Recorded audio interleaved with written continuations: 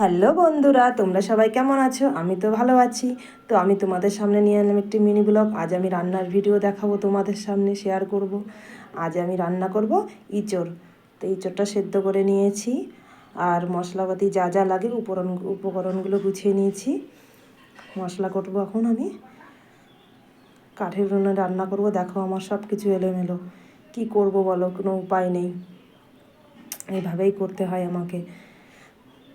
তো দেখো কারেন্টও আমার সাথে হিংসামো করে। আমি মশলা রেডি করেছি মিক্সারের বাটিতে, অমনি কারেন্টটা চলে গেলে কি সহ্য করা যায়?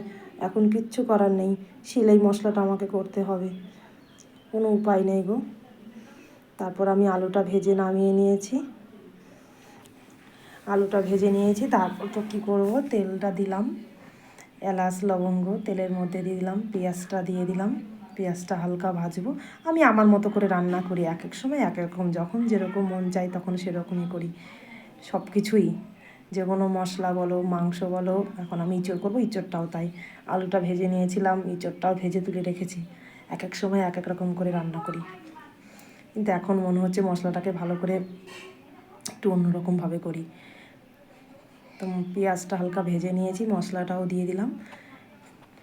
সব কিছু দিয়ে আস্তে আস্তে করে কষাতে হবে, না হলে টেস্ট আসবে না। মশলা একটু জল দিয়ে যত করে বেশি বেশি করে কষাবে, আস্তে আস্তে জাল দিয়ে, ততটা টেস্ট হয় যে কোনো রান্না, তাই না? তো আমিও তাই করি। মোটামুটি রান্নার পেছনে একটু টাইম না দিলে কখনো রান্নাটা ভালো হয় না। তারপর আস্তে আস্তে করে মশলাটা দেখো আমার ভালোই অনেকটা কষা কষা হয়ে গেছে, তেল ছাড়ছে। আমি তারপর ভাজার ইঁচড় আলুটা দিয়ে দিলাম, এটা দিয়েছি। তাতে এবার অনেকটা টাইম ধরে কষাবো, নেড়ে চেড়ে নিচ্ছি। এবার আমি নাড়তে নাড়তে হালকা একটু জল দিয়ে দেবো। হালকা একটু জল দিয়ে নাড়াচাড়া করব, যাতে ওর ভিতরে মশলাটা একটু পৌঁছায়।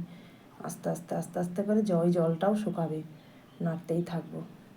তো তোমরা কীরকমভাবে রান্না করো? রান্না হচ্ছে এমন একটা জিনিস, যেভাবেই করো না কেন, তাক যদি ঠিক হয় স্বাদ হতে বাধ্য, তাই না? মুখের স্বাদ হচ্ছে সবচেয়ে বড় মানুষের। যেভাবেই করো না কেন, একটু তাকটা ভালো করে করলে পরে এমনিই ভালো লাগবে। তো আমি দেখো সুন্দর করে কষানো হয়ে গেছে। কষাটা এতটা সুন্দর হয়েছে, আমার ছেলে বলছে মা হেভি হয়েছে, আমাকে একটু দাও। আমি আগে একটু চেখে দেখি কেমন টেস্ট হয়েছে, তারপর একটু তুলে দিলাম, ছেলে খেলো।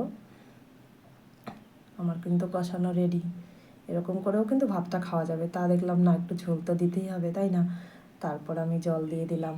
জলটা একটু বেশিই হয়ে গেল, কিন্তু কী বলো তো, কাঠের দাবদাবে আগুন তো, একদম ছাক্কা কাঠ দিয়ে রান্না করা আমার। কাঠগুলো খুবই সুন্দর দাউ দাউ করে জ্বলে, তার জন্য একটু জলটা বেশিই দিলাম। কেননা কাঠের জালের জল সবসময় একটু বেশি দিলেও অসুবিধা হয় না, তাড়াতাড়ি করে টেনে যায়। তো দেখো আমার ঝোল ফুটছে, আর কিছুক্ষণ পরে নামিয়ে ফেলবো, প্রায় হওয়ার মধ্যেই হচ্ছে। তো বন্ধুরা, আমার তো রান্না হয়ে গেছে, আমি খেতেও বসে গেছি। অত কিছু তো আর ভিডিওতে দেখানো যায় না। তো খাচ্ছি, ভালোই হয়েছে, খুবই টেস্ট হয়েছে। তোমরা খাবে তো চলে এসো ঝটপট। কিন্তু আর যাই হোক, ঝালটা কিন্তু খুব হয়েছে। এই ঝালের দেওয়ার অভ্যেসটা আমার কোনো দিন যাবে না। বন্ধুরা, ভিডিওটি কেমন লাগলো জানিও। টাটা।